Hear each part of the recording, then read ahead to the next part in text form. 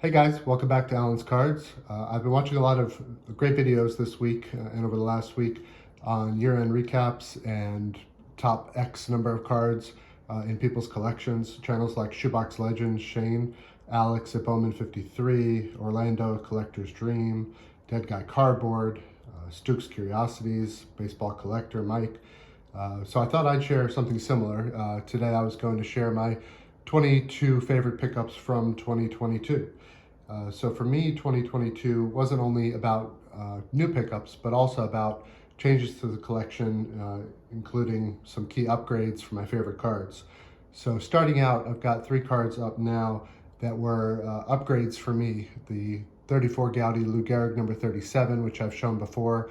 I had a PSA 2 that didn't present as well, and I was able to basically trade it out for this SGC 2.5. The 54 Red Heart Musial, one of my favorite cards. I had an old PSA 1.5 and was able to upgrade to this SGC 3, which I thought had great centering and color for the grade. And then finally, I had a 4849 Leaf Musial in an SGC 1 that I was able to sell and eventually find this 4849 Leaf version in an SGC 3, which I couldn't pass up given the centering and the color. It came in a deal with another Leaf, which I'll show later.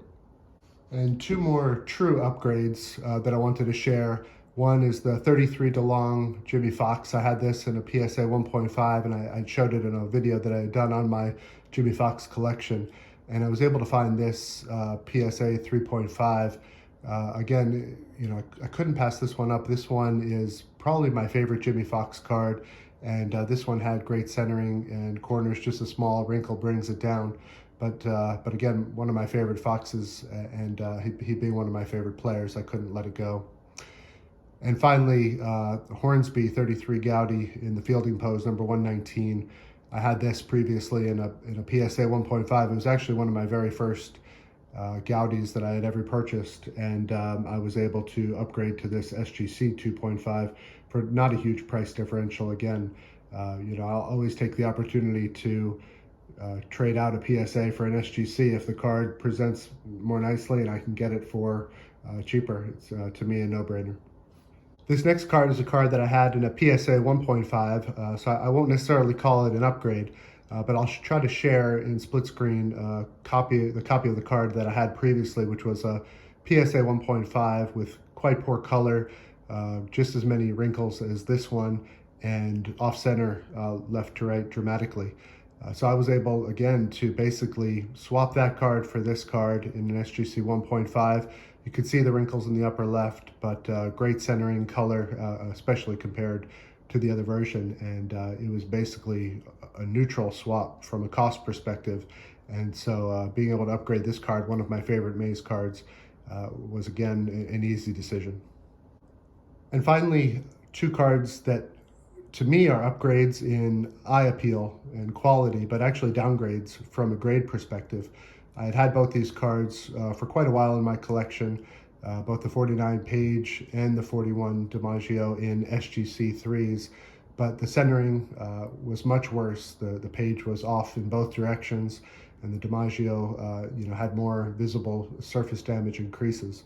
So I was actually able to downgrade both of these from a grade perspective and get what I believe are better cards visually from an eye appeal perspective. Moving on from upgrades and downgrades, these next 4 cards were cards I was able to add as part of player collections that I'm building. So first, the 4849 Leaf DiMaggio I mentioned before. When I acquired the Musial upgrade, I was able to get this one from the same seller in the same deal. And again, the centering was something that I couldn't resist, given how tough this issue can be. 38 Gaudy Greenberg. I'm still trying to change this one out to get the version with writing. I know there's quite a bit of a debate maybe in the community around which version people like better, or if they like this set at all. I personally love this set, but prefer the higher number cards with the writing. So would love to be able to eventually swap this for that.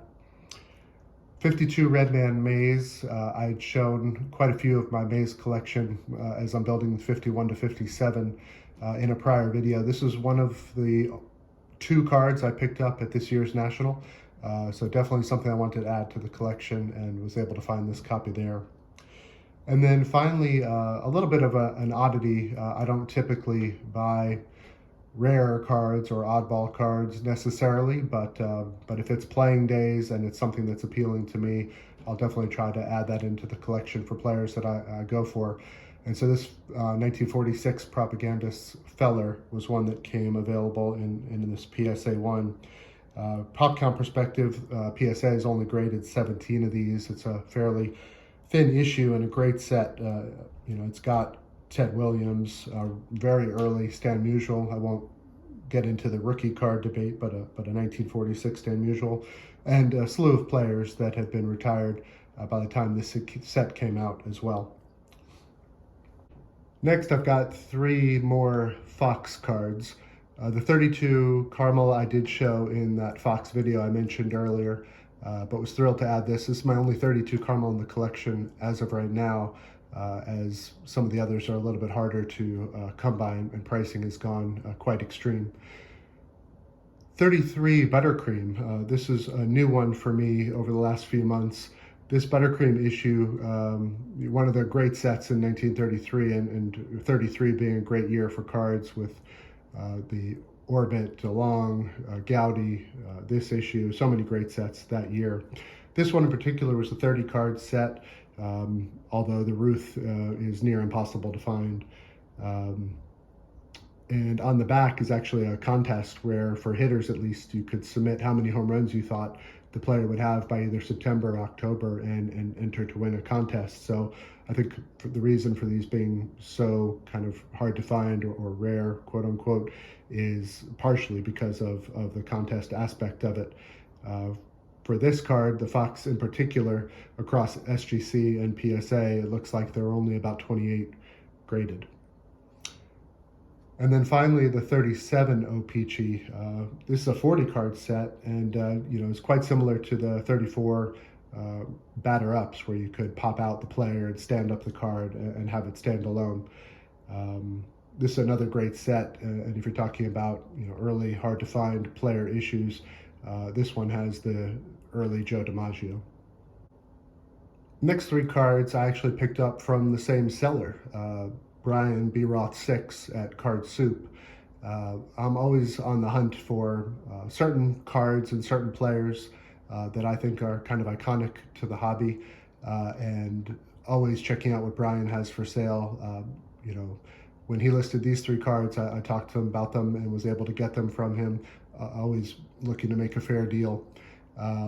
But to me, what stands out for the 3 cards, aside from the seller, is the centering and the color, which is really what I go for first and foremost when I look for cards.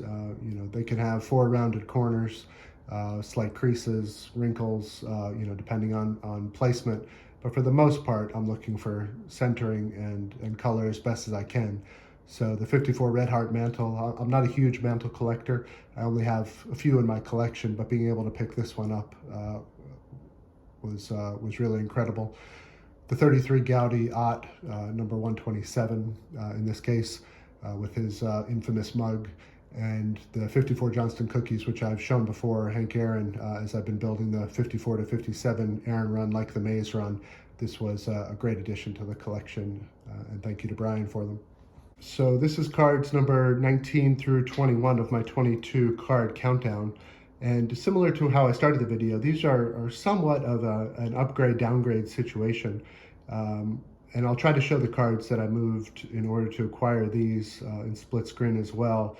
But I previously had the T206 Cobb bat on in an SGC1. It was a pretty good visual, eye appeal shape, but did have some paper loss in the back. I had the 53 yellow Gowdy Babe Ruth in an SGC2, which to me looked worse than the grade. And I had the 1915 Cracker Jack Hannes Wagner, also in an SGC2, which looked fairly rough, both for the grade and for a 1915 Cracker Jack, given it might not have been circulated as much as the 1914s were. And so I was able to eventually turn those 3 cards into these 3 cards, the T206 Cobb red background, 144 Gowdy Ruth, and the E95 Philadelphia Caramel Hannes Wagner.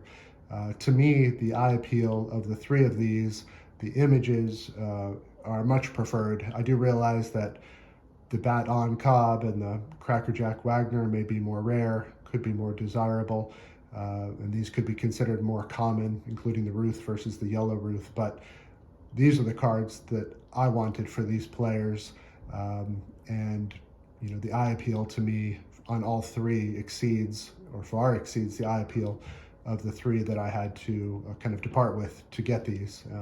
So again, always happy to make trade-offs like that when I can, especially to get cards that I'm happy to display.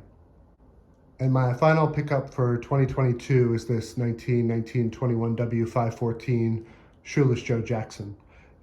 By no means a rare card, but I'm extremely thrilled to be able to add a Shoeless Joe to the collection, a player I've never had a card of before and have always wanted. Maybe not and maybe never will be a Hall of Famer, but nonetheless one of the greatest of all time. Like I said, not a rare card, but what is a little bit more rare, especially on the PSA side of things, is that this happened to get a numerical grade. Hand cuts, are always a shot in the dark when you've got a grader looking at it, depending on how much border is left. PSA, for example, has graded 73 of these, and 48 are authentics. So to be able to get a numerical grade was great. It wasn't necessarily why I picked it up, but it is a nice bonus of having this card. And again, I'm thrilled to have a Shoeless Joe in the collection. So that is my top 22 for 2022. Thanks for watching, and thanks for all the great videos that have been out there recapping your 2022s or your top cards in your collection. I will continue to watch those as well. Thanks, and have a great holiday and New Year.